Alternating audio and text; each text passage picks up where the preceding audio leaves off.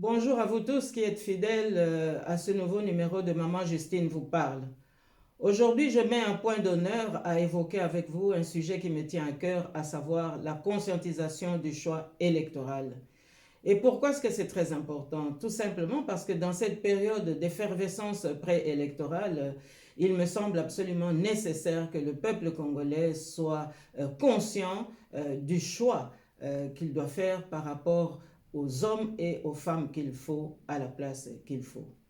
Alors, j'aurai dans quelques instants à évoquer trois situations pour bien faire comprendre l'importance de cette thématique. Eh bien, je sais que dans notre pays, il y a ceux qui considèrent que nous ne devons pas aller aux élections parce que nous sommes un pays occupé et qu'on ne participe pas à des élections dans ces circonstances.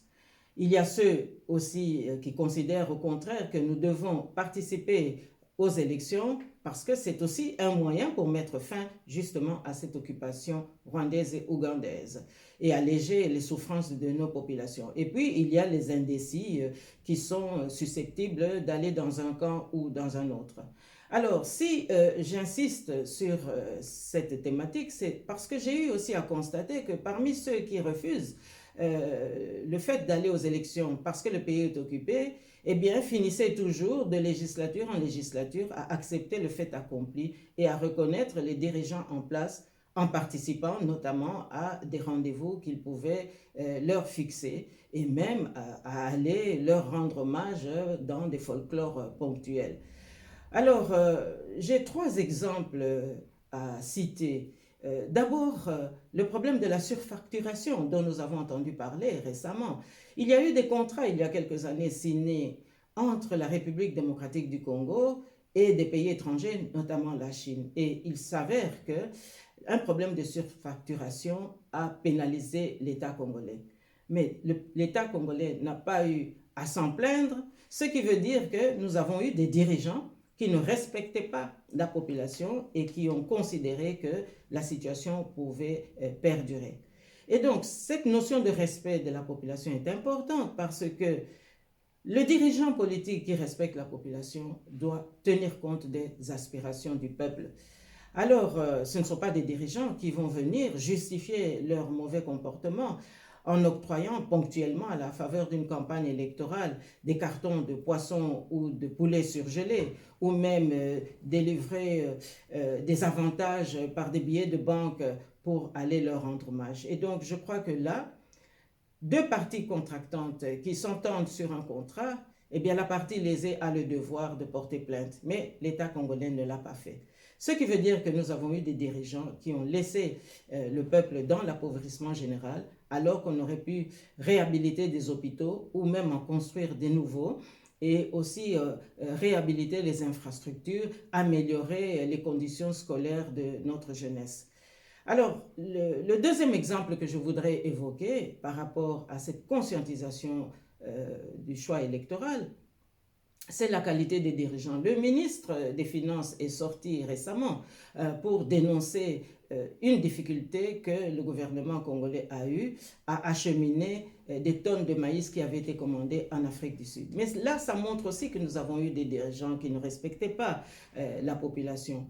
Puisque comment comprendre un pays où il y a des millions d'hectares de terres arables soit obligé aujourd'hui de commander du maïs en Afrique du Sud?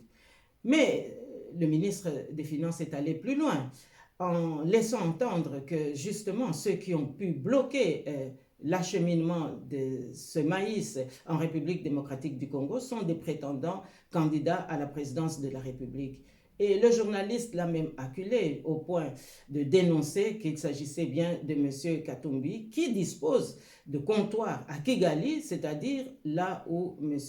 Paul Kagame gouverne la déstabilisation de notre pays. Alors, qu'est-ce que nous devons retenir ici? Mais nous devons retenir que les bons dirigeants, mais ce ne sont pas ceux qui affament la population, mais ce sont ceux qui sont prêts à se lever pour que le peuple congolais trouve son compte. Mais ici, le troisième exemple que je viens maintenant citer, c'est la sortie médiatique de M. Olivier Kamitatou, qui, au nom de son patron, M. Katumbi, est venu justement presser l'opinion congolaise de ne pas dénoncer le Rwanda parce que ce serait mettre de l'huile sur le feu. Eh bien, j'estime que M. Olivier Kamitatou a démontré que sa loyauté républicaine n'est pas ancrée au Congo, mais plutôt au Rwanda. Parce que comment comprendre qu'on ne puisse pas dénoncer le Rwanda qui, depuis un quart de siècle avec l'Ouganda et d'autres pays, agresse notre pays et déstabilise nos populations. Alors, puisqu'il a dressé un état des lieux non exhaustif depuis que M. Félix Tshisekedi est au pouvoir, je pense qu'il faut compléter cet état des lieux pour permettre à notre population justement de reconnaître, là encore une fois, des dirigeants qui le respectent. Alors, moi, je poserai tout simplement la question, est-ce que M. Kamitatou, au nom d'Ensemble, peut nous dire si M. Tatou Kadiombo n'avait pas lui aussi conscientisé sur la problématique de la conscientisation du choix électoral?